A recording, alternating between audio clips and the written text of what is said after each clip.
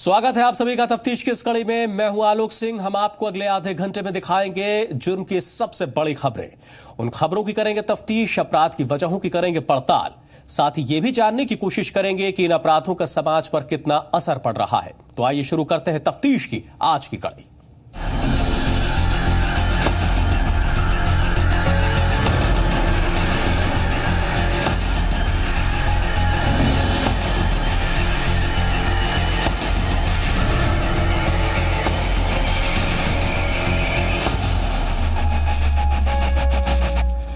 आखिर कब तक हमारे देश में महिलाएं दरिंदगी का शिकार होती रहेंगी?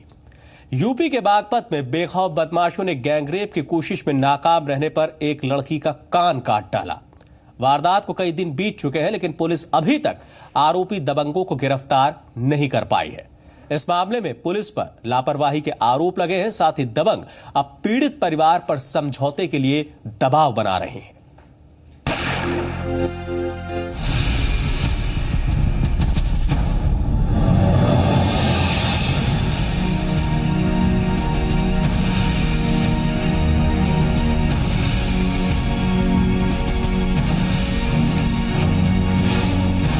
आखिर कब रुकेगी हैवानियत? आखिर कब महफूज होंगी महिलाएं? आखिर कब लगेगी दरिंदगी पर लगाम? आखिर कब तक? देश के कोने कोने से रोज सामने आ रही शर्मनाक तस्वीरों ने यह सोचने पर मजबूर कर दिया है कि आखिर हमारा समाज किस तरफ जा रहा है। इन तस्वीरों ने महिलाओं की सुरक्षा के सवाल के साथ अब ये सवाल भी खड़ा कर दिया है कि आखिर कब तक सहेंगी महिलाएं और आखिर कब लगेगी इन दरिंदों पर लगाम। देश का कोई भी कोना हो, कोई भी राज्य हो, हर गली और हर मोहल्ले में कहीं ना कहीं हैवान सामने आ ही जाते हैं। फिर सामने आती है शर्मसार करती तस्वीरें जो समाज से यह सवाल पूछती है कि क्या आपकी मां, बहन, बेटी नहीं है? आज के दौर की बात की जाए तो हिंदुस्तान में सिर्फ वक्त बदल रहा है, तारीखें बदल रही हैं, लेकिन महिलाओं के खिलाफ होने वाले जुर्म के आंकड़ों का ग्राफ लगातार बढ़ता जा रहा है और ये ग्राफ समाज की खोखली और शर्मनाक मानसिकता का एक आईना है। शर्म से भर देने वाली एक और वारदात सामने आई है और इस बार जगह है यूपी का बागपत।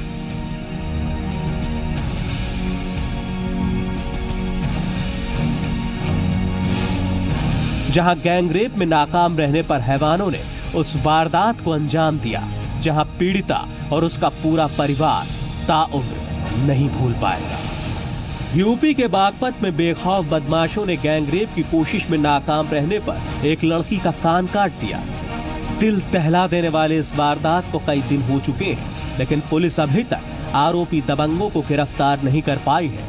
वहीं आला अधिकारियों के पास जल्द कार्रवाई के रटे रटाए जवाब के सिवा कुछ भी नहीं, लेकिन इस मामले में पुलिस की भी बड़ी लापरवाही सामने आई है। ये वारदात बागपत के रबाला इलाके के असारा गांव की है।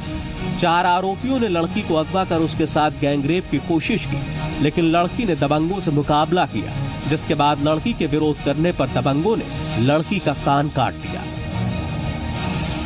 बेटी की चीख सुनकर मां मौके पर पहुंची तो हैवानों ने पीड़िता की मां के साथ भी मारपीट की और फरार हो गए। इस मामले में पीड़ित परिवार का आरोप है कि पुलिस ने पहले तो उन्हें थाने से भगा दिया, लेकिन मीडिया में केस आने के बाद FIR दर्ज की गई। परिवार का आरोप है कि पीड़िता के कान के कटे हुए हिस्से को भी पुलिस ने गायब कर दिया। जी कान कट गए, बच्ची ने चिल्ली मारी तो मैं अपने घर से निकट के आई, वे कुंडी खोल कर अपनी बाहर भाग गए। मैं अपनी बेटी को उठा कर थाना ले आई, थाने में कान भी दिखा दिया मैंने और 3 दिन मेरे पर रहा जी। फिर मेरे पर दरोगा ने चौकी पर ले लिया। कान ले लिया जी मेरे तक। नुका लगा जी ये कदलो जानो तो ऐसा लियो फिरेगी, अपना कान यहाँ मेरी मेज पर धर दे और जाओ थाना चली जाओ और मैं भी लग रहा है जा। और मेरे ना कोई रिपोर्ट डॉक्टरी की है, ना मेरे पास कोई उसकी मेरी रिपोर्ट करी हुई है, कुछ नहीं मुझे दिया आज लो। और मुझे भी और परसों धमकी लगा रहे थे, अब तुझे हम ठाका लावांगे तन्नू माँ बेटे को जेल कराएंगे। वहीं पुलिस पीड़ित परिवार के आरोपों को गलत बता रही है। आरोपियों के खिलाफ केस दर्ज कर दिया गया है और जल्द कार्रवाई का भरोसा दिया है।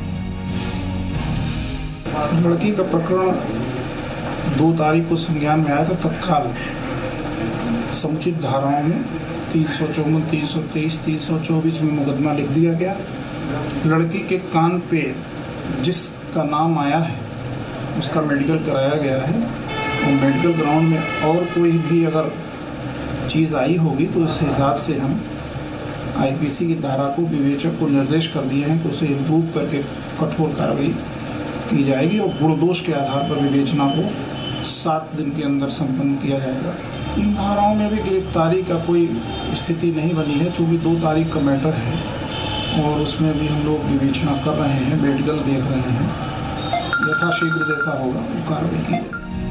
वहीं इस मामले में सामाजिक कार्यकर्ताओं ने एक बार फिर यूपी की कानून व्यवस्था और महिलाओं की सुरक्षा पर सवाल खड़े कर दिए हैं। उत्तर प्रदेश सरकार जो है, अब तो खैर इलेक्शन अनाउंस हो गए हैं, लेकिन उत्तर प्रदेश सरकार हर जगह विफल रही है कानून में। कहीं भी औरतों की, पहले भी आप देखिए यूपी में जितना औरतों को प्रताड़ित किया जाता है और खुलेआम इस तरह से कि औरत को गैंगरेप करो, नहीं तो उसके कान काट दो, ये सब कहीं ना कहीं मैं समझती हूँ कानून की कमजोरी है। कानून को और सख्त होना चाहिए और सख्त होने के साथ साथ एक इम्प्लीमेंट जरूर होना चाहिए। बागपत उत्तर प्रदेश के वेस्टर्न यूपी में आता है। यहाँ पे इस एरिया में क्राइम बहुत ज्यादा है। बुलंदशहर का अभी हम लोग रेप भूले नहीं थे कि बागपत में इस तरह की घटना सामने आ रही है कि एक युवती को गैंग रेप होने की चेष्टा होती है। जब अपने बचाव के लिए वो चिल्लाती है, उसके दोनों कान काट दिए जाते हैं। ये तो गुंडागर्दी की हद है कि पहले आप रेप करने की कोशिश करते हैं और बाद में आप उसके कान काट देते हैं। और अभी तक कोई भी अरेस्ट नहीं हुई है, वो भी पुलिस FIR नहीं लिख रही थी। जब मीडिया और पब्लिक ने जाके धरना दिया उसके बाद FIR लिखी गई है। ये साफ दिखाता है कि क्या अराजकता, क्या गुंडागर्दी उत्तर प्रदेश में है। और इसलिए जरूरी है कि जिन पुलिस वालों ने ये FIR नहीं लिखा उनके खिलाफ भी 166A के तहत कार्रवाई हो, उनको जेल भेजा जाए और जो आरोपी हैं उनको जो है ग्रीवियस हर्ट में 326 ऑफ द IPC के तहत उनके ऊपर FIR की जाए, जिसमें 10 साल की सजा है। और पुलिस को कोई लूपहोल नहीं छोड़ना चाहिए कि जिस दिन उनको अरेस्ट करे सेम डे बेल हो जाए। शायद इसी वजह से यूपी में गुंडागर्दी इतनी बढ़ी हुई है। पुलिस पीड़ित परिवार के आरोपों को गलत बता रही है, लेकिन पीड़िता का कटा हुआ कान, उसके जख्म, उसका दर्द, उसकी तकलीफ पूरे सिस्टम पर सवाल या निशान लगा रहे हैं। सच तो ये है कि हमारा देश एक सभ्य समाज तब तक नहीं बन सकता जब तक हम अपने देश की बेटियों का सम्मान करना नहीं सीखेंगे। ये एक कड़वा सच है कि 21वीं सदी के बदलते भारत में ना तो समाज की सोच बदली है, ना ही हमारे देश की बेटियों के प्रति लड़कों की दूषित मानसिकता में सुधार आया है। ऐसे में अब देखना होगा कि इस मामले में लापरवाह यूपी पुलिस क्या कार्रवाई करती है और कब तक आरोपियों को गिरफ्तार कर पाती है। कुलदीप चौहान, इंडिया 24/7, बागपत।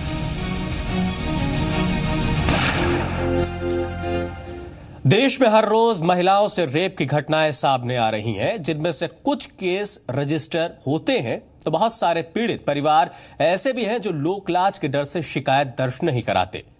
राजस्थान के अलवर में एक महिला से बार बार गैंगरेप होता रहा। जब पानी सिर से ऊपर उठ गया तो उसने 3 महीने बाद केस दर्ज कराया।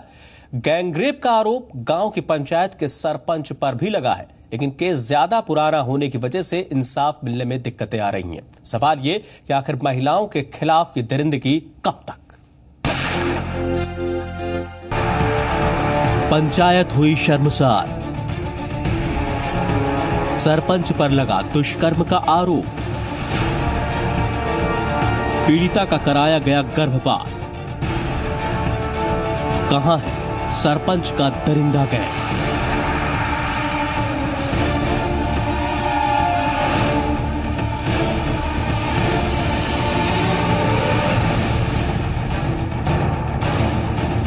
राजस्थान के अलवर में रामगढ़ थाना इलाके के खेड़ी ग्राम पंचायत में सामूहिक दुष्कर्म का केस सामने आया है।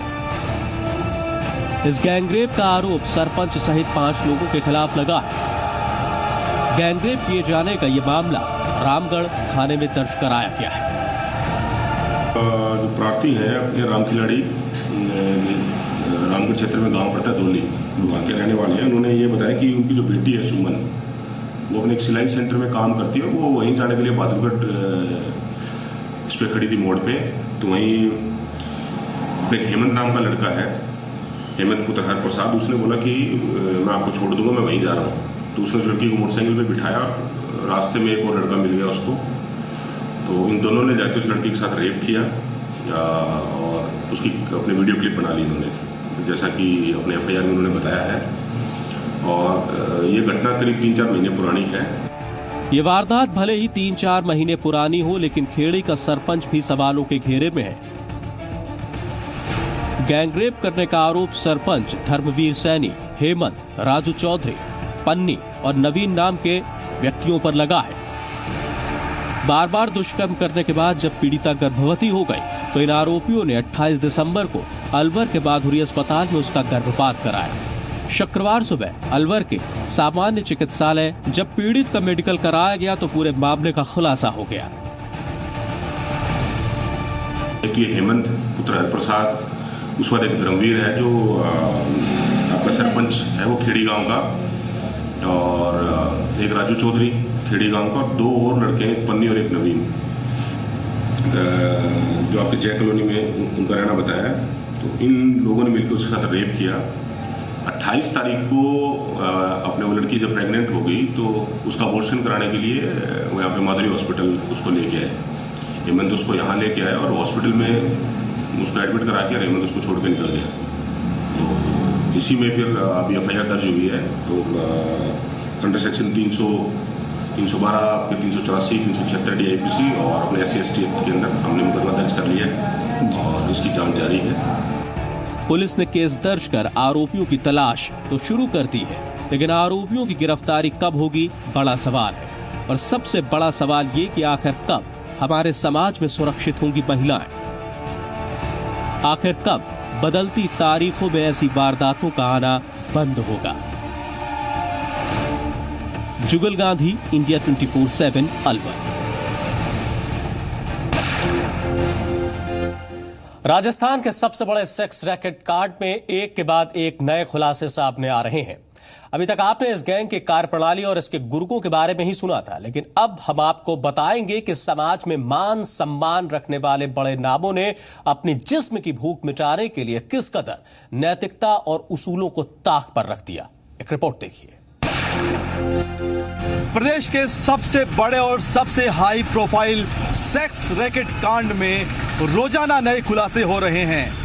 SOG की पड़ताल में इस गैंग के शिकार बने जो नाम सामने आ रहे हैं वो बेहद चौंकाने वाले हैं। ये नाम न केवल एक बड़े वर्ग से ताल्लुकात रखते हैं बल्कि कहीं ना कहीं समाज के लिए आदर्श चेहरा भी रहे हैं।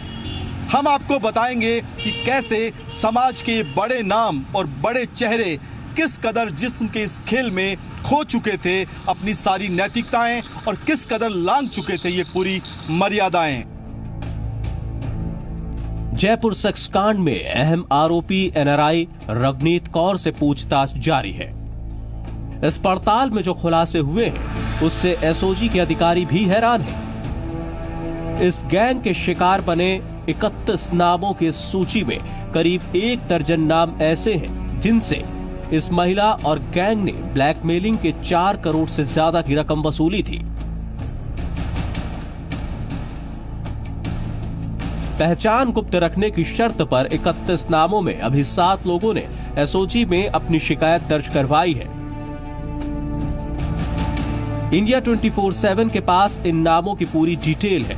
अभी हम भी इन नामों का खुलासा नहीं करेंगे, लेकिन इन नामों की पहचान और उसके कामों के जरिए आपको ये जरूर बताएंगे कि कैसे और कब इन जाने पहचाने लोगों ने महज एक रात की हवस शांत करने के लिए तमाम सामाजिक मान्यताओं को दरकिनार कर दिया।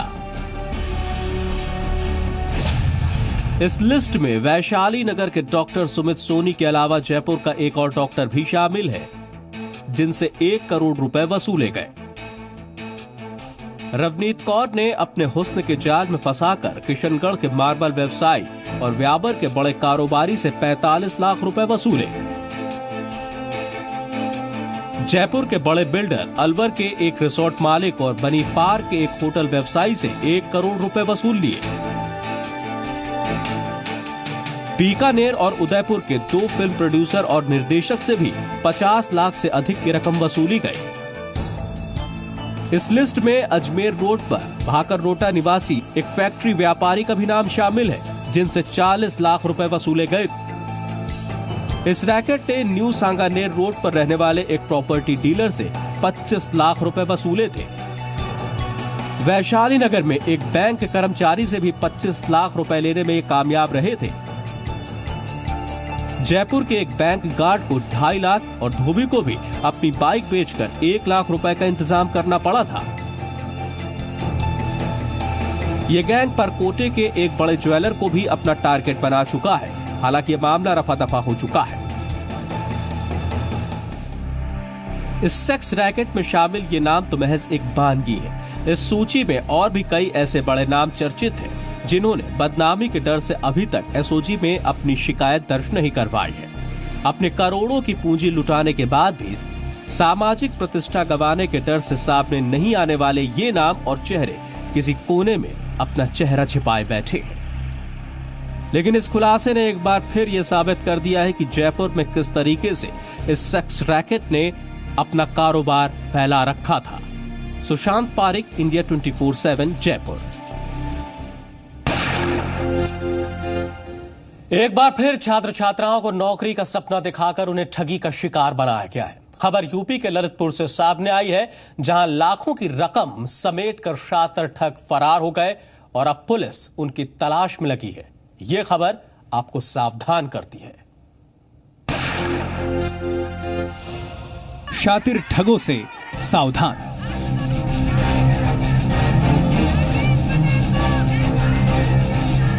नौकरी के नाम पर ठगी।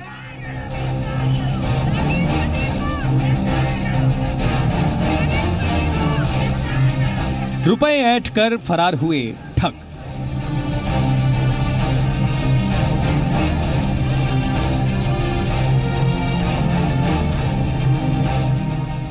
शहर शहर ठगों का जाल। यह खबर आपको सावधान करती है ऐसे ठगों से जो शहर शहर अपनी ठगी की दुकानें खोलकर बैठे हैं। ठगी की ये खबरें भी अब आम हो चुकी है, लेकिन बावजूद इसके ऐसी वारदातों पर लगाम नहीं लग पाई है और लोग रोजगार की चाहत में बार बार ऐसे ठगों का शिकार बन रहे हैं। ताजा मामला उत्तर प्रदेश के ललितपुर से सामने आया है, जहां सैकड़ों बेरोजगार लड़कियों से नौकरी के नाम पर ठगी हुई। यहाँ के महरौनी इलाके में पड़ने वाली कुम्हेड़ी गांव के करीब 160 लड़कियों को एक फर्जी संस्थान ने नौकरी देने के नाम पर ठग लिया। इस फर्जी संस्थान ने लड़कियों से रजिस्ट्रेशन के नाम पर 5-5 हजार रुपए ले लिए और उनसे कहा गया कि सभी लड़कियों को गरीब बच्चों को पढ़ाने की नौकरी दी जाएगी। इसके बदले उन्हें तनख्वाह भी दी जाएगी। लेकिन रजिस्ट्रेशन करवाने के 2 महीने बाद भी कोई काम नहीं दिया गया और फिर ये ठग यहाँ से अपनी ठगी की दुकान पर ताला लगाकर निकल गए। और हमारे गांव में एक संस्था आई है। हमारे गांव में रहने वाला एक पड़ोसी लाया था, राकेश पटेल, जिसका नाम राकेश पटेल है। वो इस संस्था को लाया था। उसमें उसने बताया कि हर जो लड़की पढ़ी लिखी है, 10 तक पढ़ी है, उसे 3,000 रुपए देने होंगे, जिसका रजिस्ट्रेशन होगा, जिसमें 10 बच्चों को पढ़ाना होगा। इसके बाद उन्होंने साइकिल का फॉर्म भरवाया। बोले कि 1,000 रुपए में हम तुम्हें 4,000 रुपए की साइकिल देंगे। तुम लोग 1,000 रुपए भरो, तुम्हें 4,000 की साइकिल मिलेगी, जिससे हमारा 5,000 का नुकसान हुआ है। और वो पैसे लेकर फरार हो गए। अब किसी का पता नहीं है। राकेश पटेल छुप कर बैठा है और वो आशुतोष मिश्रा भाग चुका है। लगभग हमारे कुम्हेड़ी की गाँव की 164 लड़कियां हैं और अगल बगल के गाँव की 600-700 से कम लड़कियां नहीं होंगी। अब हमें न्याय चाहिए। इस ठगी की शिकार सभी लड़कियों ने ठगी करने वाले आरोपियों आशुतोष मिश्रा और रघुनाथ पटेल के खिलाफ मुकदमा दर्ज कराया है। हमारे यहाँ एक संस्था आई थी, RKM शिक्षा समिति, जिसमें जो हमारे गांव के एक सदस्य थे, उन्होंने ये फार्म लड़कियों से भरवाए कि 3,000 रुपए रजिस्ट्रीकरण होगा, 3,000 रुपए का रजिस्ट्रेशन होगा और आप लोगों को हर मंथ 1000 रुपया मिलेगा। उन्होंने ये भी कहा कि आप लोगों को 10 बच्चों को पढ़ाना होगा। तो हम लोगों ने ये भर दिया। 1-2 महीने ये संस्था तो चली, लेकिन वे लोग सब धोखाधड़ी करके भाग गए। बेरोजगार लड़कियों के साथ हुई ठगी की इस वारदात के मामले को ललितपुर पुलिस ने गंभीरता से लेते हुए कार्रवाई शुरू कर दी है। थाना मेहरौनी से आई है। इनका कहना है कि एक कोई आशुतोष मिश्रा नाम के एक आदमी आया था, आके इनको बताया कि एक एनजीओ चला रहा हूं और आप 1 महीने रजिस्ट्रेशन 3000 दे के करा दीजिए और 10 लड़कियों को पढ़ाना होगा, उसके बाद आपको हर महीने तनख्वाह के रूप में 1000 दूंगा। तो इसी को मान के इनका कहना है लड़की की तमाम लड़की उनको 3000 रुपया रजिस्ट्रेशन कर दिए और जो शपथ पत्र भी उनसे लिखवाया, एक मैं भी चेक किया था, उसमें वही लिया कि 3000 आप हमें देंगे तो हम आपको अपना जॉब दे देंगे 1 महीने में 1000 की तहत में। उसके बाद जैसे कुछ दिन बीतने के बाद उनका जो रजिस्ट्रेशन संस्था बता रहे हैं आजादपुरा में, वहां गई तो बंद पड़ी थी, ना आदमी मिले थे। तो हमने ये पूछा कि ये आदमी किसके द्वारा परिचय हुआ, तो ये वही कुम्हेड़ी के राकेश पुत्र बाबूलाल और उसके परिवार के जय हिंद पटेल के द्वारा इसका मुलाकात हुई। तो इसके गंभीरता देखते हुए मैंने सीओ मेहरौनी को जांच दिया हूं और इसमें टाइम लिमिट भी दिया हूं, क्योंकि लड़कियों वाला प्रकरण है। 3 दिवस में जो भी वो भागा हुआ या बंदा किसके द्वारा परिचय हो उसे पूछताछ करे, उसका मोबाइल लोकेशन जो भी है पता करके अगर इसमें आरोप सिद्ध हो रहे तो मैंने एफआईआर का आदेश के लिए आदेश दिया था। अगर खुद में हुनर है तो यकीन मानिए आपको काम जरूर मिलेगा। अगर आप काबिल हैं तो काम आपसे दूर नहीं रहेगा। लेकिन ठगों के जाल में कतई ना फंसे, क्योंकि ये शातिर ठग ऐसे शिकारी हैं जो आपको आपके भविष्य के बेहतर सपने दिखाएंगे और फिर आपकी दौलत पर हाथ साफ करके फरार हो जाएंगे। इसलिए सावधान रहें, सतर्क रहें। अमित सोनी, इंडिया 24/7, ललितपुर। यूपी के लखनऊ में पुलिस ने नकली नोट के नटवर लालों को गिरफ्तार किया है। लखनऊ के विकास नगर के सेक्टर एल में एक मकान में 2000 और 500 के नकली नोट छापने का धंधा चल रहा था। धड़ल्ले से नकली नए नोट छापे जा रहे थे। पुलिस ने 2 महिलाओं और 1 पुरुष को गिरफ्तार किया है। क्राइम ब्रांच को मुखबिर से सूचना मिली थी कि बामा चौराहे के पास खालिद नाम का एक शख्स झोले में नकली नोटों के साथ खड़ा है, जिसके बाद उसे मौके से गिरफ्तार कर लिया गया और तलाशी के दौरान उसके पास से 2000 के 26 नोट और 500 के 255 नोट बरामद हुए। पूछताछ में उसने बताया कि उसका साथ स्काप में 2 महिलाएं भी देती हैं, जिसके आधार पर विकास नगर स्थित सेक्टर एल के मकान में छापा मारकर पुलिस ने दोनों महिलाओं रितु त्रिपाठी और विनीता पांडे को गिरफ्तार किया। मौके से क्राइम ब्रांच की टीम को 2,03,000 के नकली नोट बरामद हुए। इसके अलावा यहां से 2 लैपटॉप, 1 प्रिंटर, कलर इंक और 500 रुपए की शीट जिसे काटा जाना बाकी था उसे भी बरामद किया गया है।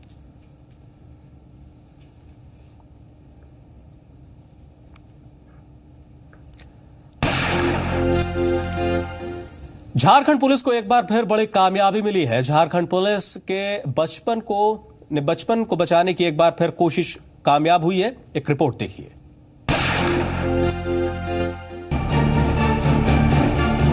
झारखंड का सबसे बड़ा दर्द, ह्यूमन ट्रैफिकिंग, नक्सलवाद से बड़ा घाव। कब रुकेगा ये खेल?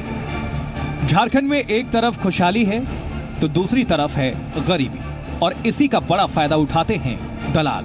सुनहरे भविष्य का लालच देकर बचपन को रौंद डालने का धंधा झारखंड में नई बात नहीं है। राजधानी रांची के रेलवे स्टेशन से 4 बच्चियों को दलाल के चंगुल से मुक्त कराया गया।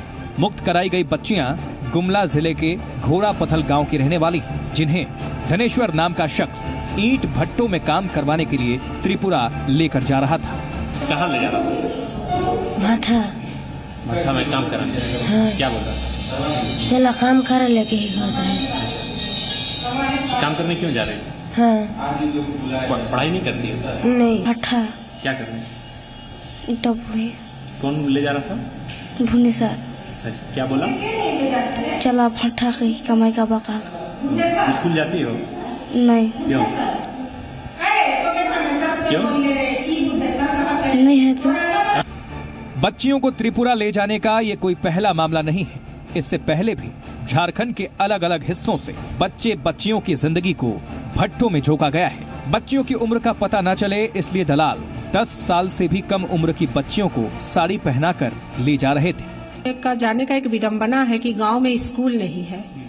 अब बच्चियां बड़ी होती है, इनको सब जो बाग दिखाया जाता है कि तुम इतना पैसा कमाओगे ये, और गांव का ही एक दलाल है धनेश्वर अशूर, वही लेके जाता है, प्रतिवर्ष लेके जाता है, उसका वही काम ही है।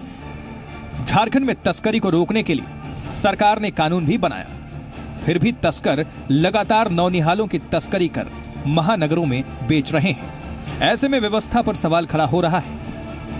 झारखंड के सुदूर ग्रामीण क्षेत्रों से छोटे छोटे 7 साल 8 साल की बच्चियों का बाहर काम कराने ईंट भट्ठों में दलाल एजेंट प्लेसमेंट की एजेंसी के लोग लेके जा रहे हैं, और इसका बड़ा कारण है कि हमारे सुदूर ग्रामीण क्षेत्रों में स्कूल का न होना, जबकि अधिकांश बच्चे जो हैं सो स्कूल ड्रेस में है।